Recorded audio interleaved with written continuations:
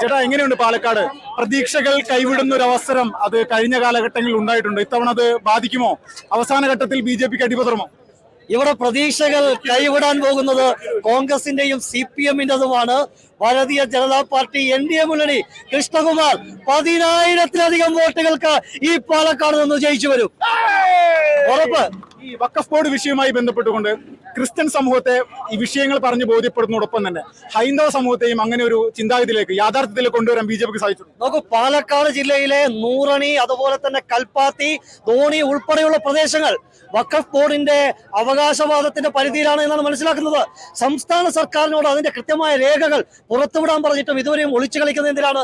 അപ്പോ രാജരാജേശ്വര ക്ഷേത്രത്തിന്റെ പരിധിയിലുള്ള സ്ഥലങ്ങൾ ഉൾപ്പെടെ വഖഫ് ബോർഡ് അവകാശവാദം ഉന്നയിച്ച സാഹചര്യത്തിൽ ഇവിടെ കൽപ്പാത്തിയിലെയും നൂറണിയിലേക്കും ഒക്കെ അഗ്രഹാരങ്ങൾ ജീവിക്കുന്നവർ വലിയ ആശങ്കയിലാണ്.